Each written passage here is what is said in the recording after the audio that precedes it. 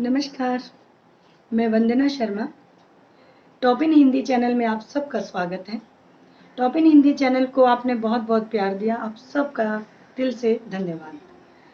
आज मैं लाइव आई हूँ क्योंकि आज खास दिन है, हिंदी दिवस है, तो हिंदी के स्टूडेंट्स के लिए इससे बड़ा दिन कोई नहीं हो सकता। तो हिंदी दिवस की सभी को हार्दिक शुभकामनाएं। कुछ तथ्य मैं हिंदी दिवस के बारे में आप लोगों से शेयर करना चाहती हूँ। सबसे पहले जैसा कि आप लोगों को पता ही होगा, आप हिंदी के विद्यार्थी हैं, कि 14 सितंबर को हर साल हम हिंदी दिवस मनाते हैं। 1949 से ये हमने मनाना शुरू किया।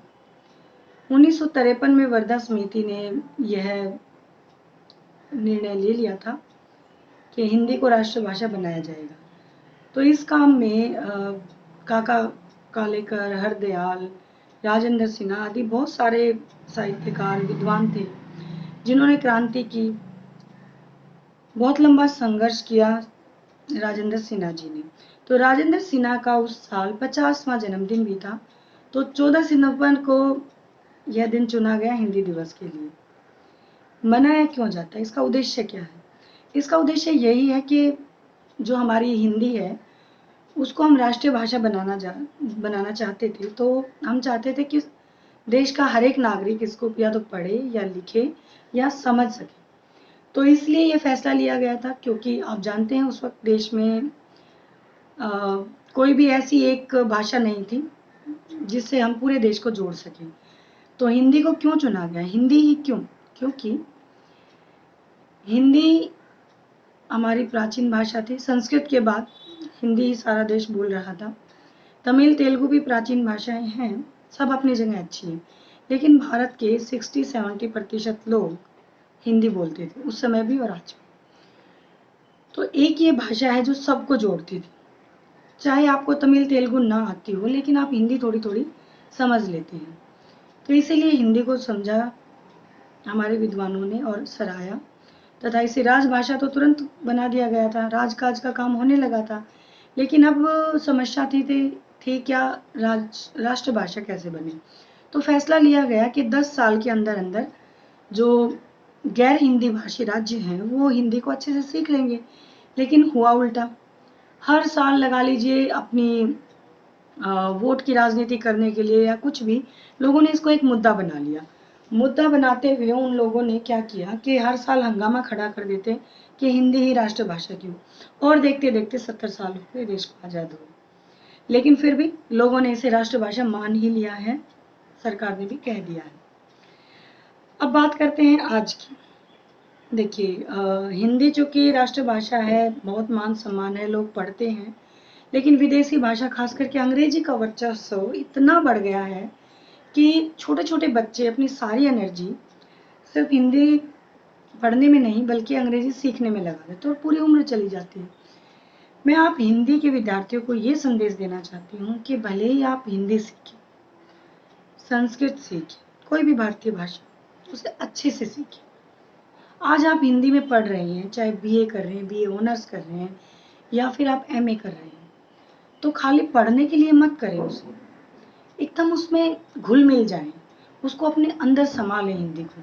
जब आपने एक बार अगर बीए का या एमए का सिलेबस कर दिया तो कोई गुंजाइश ना बचे कि आपको कोई चीज़ नहीं आती। हेल्प के लिए टॉप इन हिंदी आपके साथ हमेशा है और हमेशा रहेगा। कमेंट कीजिए, शेयर कीजिए अपने प्रॉब्लम्स, मैं सब कुछ आपको बताऊंगा। और दूसरी बड़ी बात, हिंदी का सम्मान कीजिए। अगर आपके सामने कोई विद्यार्थी है जिसने आपको बताया सामने से कि मैं हिंदी में एमए कर रहा हूँ, आप उसका सम्मान कीजिए। खुद कभी भी नर्वस होकर मत बताइए कि बस हिंदी से एमए, नहीं, आप अपने सम्मान को बनाए रखिए। कहिए कि मैं गर्व के साथ कह सकता हूँ कि मैं अपनी राष्ट्रभाषा हिंदी में पढ़ाई कर रहा हूँ। आप सम्मान देंगे, यह आपको सम्मान दिलाएगी। दूसरी बात, ये ठीक है कि बहुत सारी भाषाएं इसमें मिश्रित हो चुकी हैं और एक तरह से हम हिंदी में बहुत पिछड़ गए हैं, जिसका ताज़ा उदाहरण आप देख लीजिए कि उत्तर प्रदेश जो हमारे साहित्यकारों का गढ़ है, कितने ही फेमस साहित्यकार वहाँ से जन्म लिए, उन्होंने इतनी अच्छी रचनाएं की।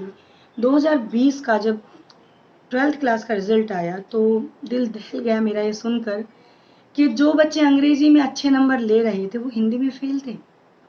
अगर उत्तर प्रदेश का ये हाल है, जिन्होंने इतने सारे साहित्यकार हमें दिए हैं, तो सोचिए गैर हिंदी भाषी राज्यों का क्या होगा।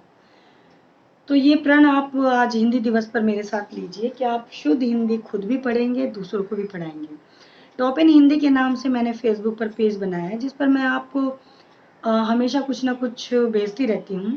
तो आप उसमें देखिएगा कि टॉप इन हिंदी शुद्ध हिंदी भाषा का ज्ञान के लिए क्या नियम अपनाएं, कैसे बच्चों को बताएं, छोटे छोटे बच्चों को। बहुत सारे आपके मन में सवाल होते हैं, जैसे कोई भी लोग पूछ लेते हैं कि क की बात ख क्यों आता है। तो आप बता दीजिए ना कि आप स्वर जो है वो गले से बोलते हैं, आप व्यंजन बोल रहे हैं और कंठ से बोल रहे हैं।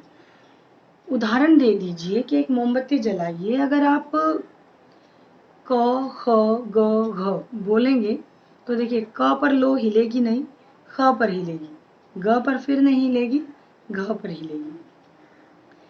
हमारी हिंदी बहुत वैज्ञानिक है।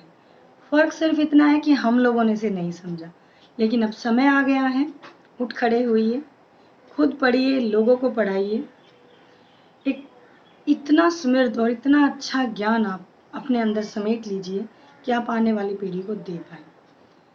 मेरी इसमें सहायता कीजिए, मुझे अपने सुझाव दीजिए कि मैं और ऐसा क्या करूं कि हिंदी का प्रचार प्रसार कर सकें, शुद्ध हिंदी का ज्ञान हम लोगों तक दे सकें। तो बाकी तो आप सब समझदार हैं ही, क्योंकि हिंदी के विद्यार्थी हैं। तो बहुत प्यार से, बहुत मान सम्मान से, भाव से हिंदी को पढ़िए, सम्मान के साथ बोलिए। हिंदी हमारी राष्ट्रभाषा है, हम इस पे गर्व करते हैं। वंदे मातरम, जय हिंद।